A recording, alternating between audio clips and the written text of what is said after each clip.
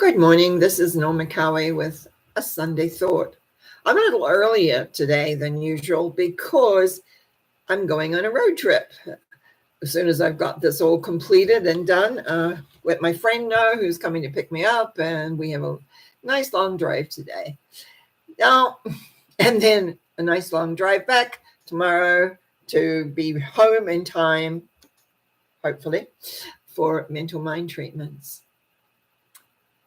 Today, when I was thinking about what I was going to talk about, I created a Sunday thought because when everything was in lockdown, we weren't able to go and meet in our usual group and things like that. And I wanted to do something inspirational. It isn't always inspirational, but it's a thought about life or how life works. And I only wanted it to be up to 10 minutes long. Just something to give you something to think about. Now, because my longer program on Wednesday, Norma Talks, covers much more specifics and a wider area of things. Spirituality has always been important to me, metaphysical studies, etc. Now, and what I often do is I sit here and I take a look at a couple of tarot cards and see maybe what I should look on. I'm just reaching for a little booklet I wrote called Spiritual Principles of Wealth.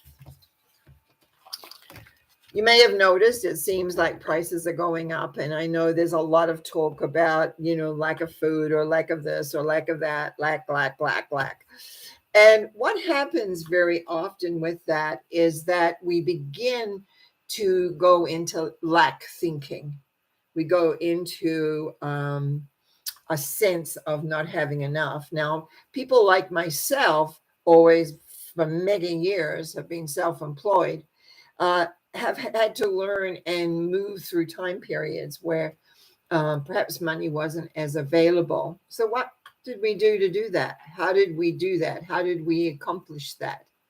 And a lot of that was through visualization and awareness of what we had to do. Now, I wrote something down. Now I can't find where I wrote it because I sometimes have little memory lapses. It's getting better because I've learned something new. I don't know where I wrote it, so I can't find it. But anyway, probably wrote it in the intro. And what I found, and I looked in this little book I wrote called Spiritual Principles of Wealth. And I have got page 34, 35 here, because I wanted to talk a little bit about command statements and becoming a magnet. So actually that's on 36 and 37. Sorry for being a little bit disoriented, but it is a little early, and then I usually am even just getting up around about this time instead of being all ready to kind of walk out the door. Visualization is very important. People talk about meditation. Yes, I agree. But to visualize, and I'm just going to read a little bit of money, how to attract money. I've got several exercises here.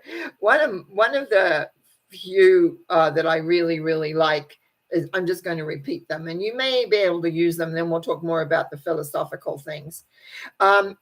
Imagine yourself in an orchard filled with money trees. You walk around taking the money off the trees and either put them in an apron, as a woman have aprons you are wearing, or a bag you are carrying, and to feel the joy and the excitement as you gather the money from the trees and having it close to you.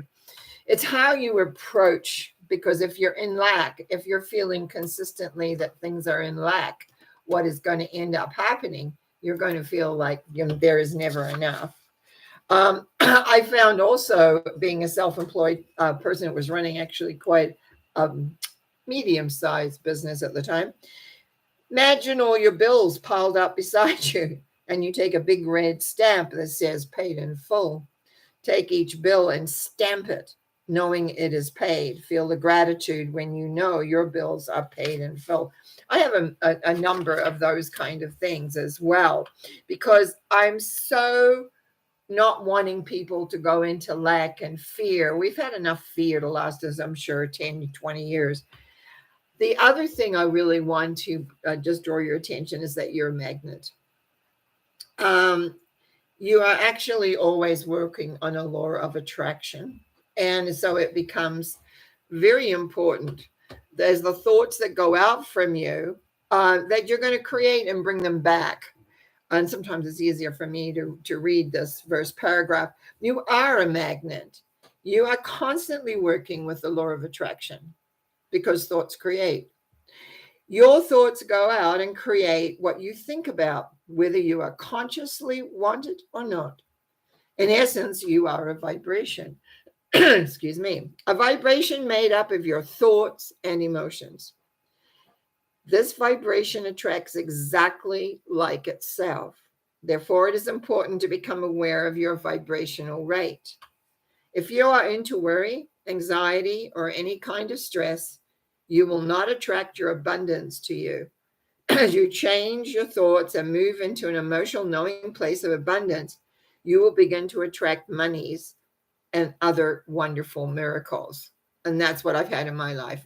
Phenomenal miracles coming out of nowhere, often not even thinking about them. And there it comes. When I began to look for the abundance energy level, I discovered it appeared about 1 foot above my head. This is an exercise I have somewhere written in there. I felt the abundance and I knew it was for me, yet somehow I was not getting that energy back into my body. I knew my body needed to feel that abundance level within its cells. It needs to remember it deserves to be prosperous. My body needed to feel the wonderful feeling of total abundance. I began daily consciously bringing down the abundance vibrations so my body cells would remember it. And so you can raise your vibration to the abundance level and there's another exercise of how to do that.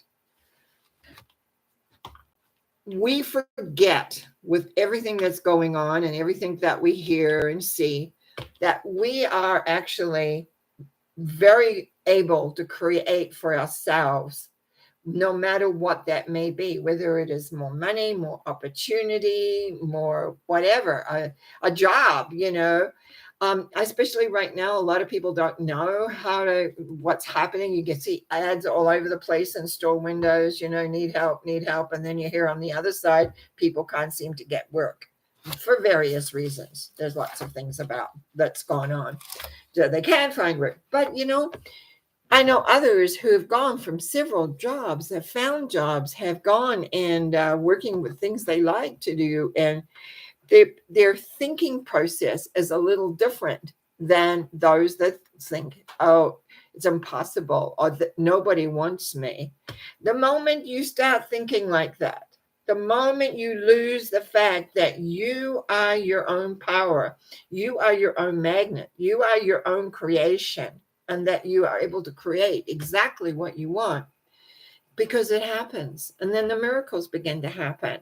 And so it's like allowing the abundance, the element of what you want into your life. Believe. Now, belief, having faith, trusting yourself and the universe around you. Now, I had to grow into this. I had to learn it. It took me years sometimes to grab a concept because I wasn't raised with any of this, really. At 15, I was sent out to work. Go, you have to work now. Bye-bye. Even though I wanted to be educated. But the thing is that by desiring and wanting more in life, I went to workshops, I read books, I listened to people, I went and got myself more educated. Lots of things that you can do. We are not victims. We are creators. And no matter what the circumstances may look like, your circumstance is going to be based on what you feel, what you think, what you know is possibilities. And you can create with a little bit of patience, yes, a little bit of understanding and awareness, and so that you can move. If you want to find out more about some of my little booklets that I've written, you can go to my website, normacowie.com, and you'll see them out there. Mostly now, we don't send hard copies. We just send you a PDF copy of it. And so you can print it off And I write basically, I call them my books, but actually they're booklets. So I know that this is what you can achieve or what you can want to do and desire. Everything is there for you, but often it takes that little switch in your mind to realize there are possibilities, that the world is open to your vibration, and that you are a magnet and you can create what you want. Go forth, have a great Sunday day. Also, I'll be back tomorrow night, hopefully arriving back in time for mental mind treatments. They're always interesting. And the emails I'm receiving saying, I listen to them, they seem to apply, and they do change the vibration of things. And then, of course, Wednesday with Norma Talks, and we'll be looking at October. Wish you well. Have a great day. Have a wonderful thing. Whatever you're going to do, enjoy.